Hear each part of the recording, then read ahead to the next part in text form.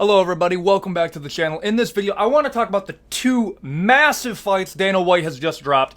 Dustin Poirier versus Benoit Saint-Denis for UFC 299, and Charles Oliveira versus Arman Tsarukyan as a #1 contenders match on what I believe is going to be the main card of UFC 300. Let's get started. Hear it from the man himself. First, the co-main event in Miami, March 9th. UFC 299 will be #3 ranked lightweight Dustin Poirier versus #12 ranked Benoit Saint-Denis. Saint-Denis is on a 5-fight win streak, with all 5 coming by finish before the 3rd round. He's been saying that he believes he's the new BMF of the UFC, and he'll have the opportunity to prove it against Dustin Poirier, who is an absolute savage and always goes to war. These two guys agreed to fight, but they both wanted a 5-round fight, so they got it. That is the co-main event of the Miami show. Next, for UFC 300, #1 ranked lightweight Charles Oliveira is taking on #4 ranked Arman Tsarukyan in a #1 contender fight. Oliveira was supposed to fight the champ Islam Makhachev, but Islam is still recovering from an injury. Tsarukyan is coming off a vicious knockout of Beneil Dariush. The winner will face Islam when he returns this summer. So, there's 2 big fight announcements for you now. There is a lot to unpack here. So, first off, Benoit Saint-Denis versus Dustin Poirier. Dustin Poirier is finally fighting a contender and isn't just being a diva that's holding up a ranking spot despite losing to Justin Gaethje, who, let's be real here, as much as I love Charles Oliveira, it is wild that he is still going to be fighting Islam Makhachev when even Islam Makhachev said that he wanted to fight Justin Gaethje over Charles Oliveira. And I understand his reasoning, but we're not going to talk about that right now. Let me fix that real quick. What I want to talk about is they both want 5 rounds. I understand why Dustin wants it, because Dustin has a legit advantage here. Training and fighting at 5 rounds is a legitimate skill that a lot of contenders just don't have. Benoit just wants violence, dude. He wants to end this fight in the finish. He wants to make a statement here.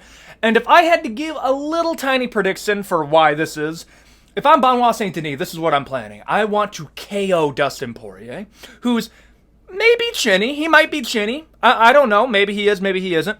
I'm going to KO Dustin Poirier, and then I'm going to make a call for Justin Gaethje for the BMF belt. And we'll talk about Justin Gaethje later in this video, because he's kind of been left out to dry, or like what you may think he's being left out to dry, but I think they have something nice planned for him.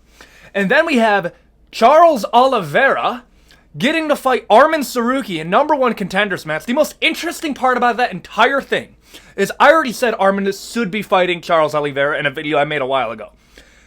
But the part that's interesting about that is Islam was still going to be fighting Charles. I thought there was a big question around that. And I ended up saving this because I thought this was pretty interesting. He says he'll be ready to smash in March, or I'll see you after Ramadan. If I'm not mistaken, March is UFC 299. If I'm wrong, that fell flat on his face, but whatever. He's not going to be fighting on Ramadan. Perfectly respectable. Like, we understood that he wasn't fighting during Ramadan. He gets injured after making this tweet. So the fact that he brought up that Islam got injured and that's why the fight fell through, and didn't bring up Charles got injured before the rematch and that's why that fight fell through in Abu Dhabi, tells me that that fight was already going to happen. They just didn't announce it. And they were going to have Charles fight Islam in either March, but that stacks up the UFC 299 card. And we're going to talk about UFC 299, which is just unreasonable at this point. I mean, as a consumer, 100% thank you, but we need to talk about UFC 299. So he gets injured. That's why the Charles versus Arman fight is happening. 100% agree. But let's talk about UFC 299 really quick. But first, I want to do a little comparison real quick. Let's look at UFC 297. We got Strickland versus Dricus du Plessis, main event. Co-main event, Raquel Pennington versus Bueno Silva. Neil Magny versus Mike Mallet. Arnold Allen versus Movsar Evloev. Brad Katona versus Garrett. Oh my gosh. And Chris Curtis versus this is This card is bad. This is just not a good card. I understand it's in Canada. I understand they want to put Canadian fighters on here. But what is going on with this card? This is a bad card. This is what it tells me. Either they have a tremendous amount of faith in Strickland to sell this fight. I will say this. Would any of you have thought that Sean Strickland versus Dricus du Plessis, when the fight was first announced, was going to be as big of a fight as it now is? This is now the biggest fight in middleweight. And it's not just because, obviously, it's for the belt. No. Strickland and Dricus have done such a great job of promoting this fight organically. There is no faking hyping this fight up. There is legitimate beef here, and they have done such a great job of hyping this fight. Despite the card being, forgive me if I'm wrong, mid. Horrifically mid. I know somebody's going to say, well, it's not that bad. Only a casual would say that this is a bad card. Because let's compare it to UFC 299 really quick. And why this is kind of a problem. UFC 299. Sean O'Malley versus Marlon Vera. The co-main event, as you heard in the beginning of the video, is Dustin Poirier versus Benoit Saint Denis for 5 rounds. Fight of the night. Gilbert Burns versus Jack Della Maddalena. Kevin Holland versus Michael Venom Page on his debut. And Curtis Blades versus Gelton Almeida. Mateus Gamrot versus Rafael Dos Anjos.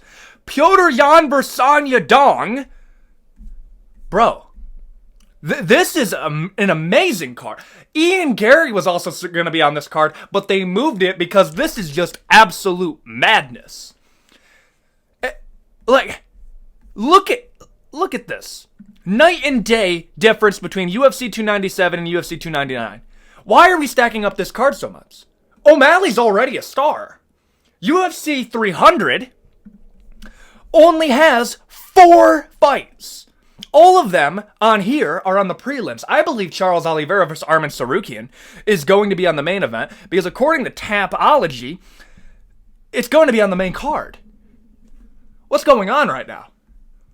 Like, I like this fight as the main card opener. I think Charles Oliveira versus Arman Tsarukyan does really well as the main card opener. But we could easily move Kevin Holland versus Michael Venom Page to UFC 300. Easily. Gilbert Burns and Jack Della Maddalena. I believe this card is going to be, in Miami. Keep Gilbert Burns. But what are we doing? This was a fight night main event.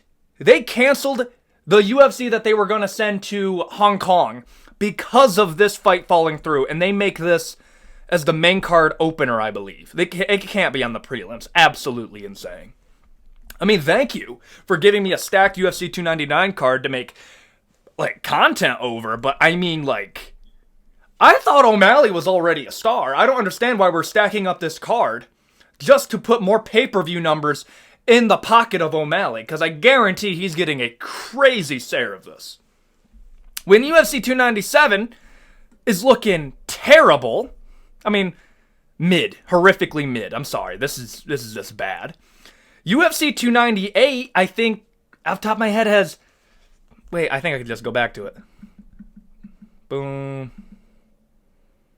Oh yeah, this fight night's insane. Okay, let's look at the Volkanov. Oh my. Okay. This is better than UFC 297. We got bigger stars on this one. If I'm not mistaken, Ian Gary will be on this card as well. But what's going on here? UFC 297's out to dry. UFC 300 is looking like it's out to dry. So, to end off this video, I want to give you what my belief is on how all the pieces are falling in, what I believe UFC 300 is going to be. I think your main event is going to be Alex Pereira versus Israel Adesanya. Israel's looking pretty big now. Israel's also looking pretty juicy. They're not testing him anymore. USADA is gone. I know their new drug testing company is, they have something where they can give a no-notice drug test, but they also drug test the NFL, and you're telling me those people are natural? Hilarious. No. Alex Pereira versus Israel Adesanya, light heavyweight title. Co-main event, as much as you guys hate to say it, Leon Edwards versus Bilal Muhammad. I think this fight is all but confirmed. They're just trying to figure out where to put it. I think for the feature fight, you do Zhang Weili versus Alexa Grasso. The only reason you don't make this is because you don't want to risk your Mexican Independence Day in the Sphere. So that would be the only reason this fight doesn't get made. But you can put Zhang Weili on here. She's probably the most marketable women's champion right now, frankly. Max Holloway versus Justin Gaethje. That's what I tried to bring up earlier. Do that for the BMF title. Make this on the main card. And you make the main card opener, Charles Oliveira versus Arman Tsarukyan. That is my main card for UFC 300, based off what they've given us. There's no Conor. And if we're going to talk about who has the star power to headline UFC 300, who can fight, Israel Adesanya, Alex Pereira can do it. Alex wants to fight. He rumored to fight either Tom Aspinall or Israel Adesanya. I mean, you could do Israel Adesanya and Khamzat Chimaev because he's fought during Ramadan before, and do Alex Pereira versus Tom Aspinall. That would go hard. But at the same time, like, this is not as good as I thought it was going to be, but it's still better than what a lot of people are saying. I think that's going to be it for the video. Thank you for watching. I am so happy we're getting back to like legit MMA news, and I'm not just making tier lists every single day. Those are going to be coming, but I want to do those like once every couple days, because you get burned out of those pretty quickly. I'm so happy we're getting MMA news. Tuesday, he says we're getting more fight announcements. I'll make another video for those, where those are going to be, and I have a feeling we're going to get quite a few UFC 300 fights in that announcement. Also, I want to add this at the very end for anybody that's, still watching. Isn't it kind of funny that all these announcements are now happening after Francis announces that he's fighting Anthony Joshua? Like, just food for thought. Isn't it kind of funny how he always times out these announcements right after he does it? Dana White's a little petty. Love the guy, though. Thank you guys for watching. And with that out of the way, adios.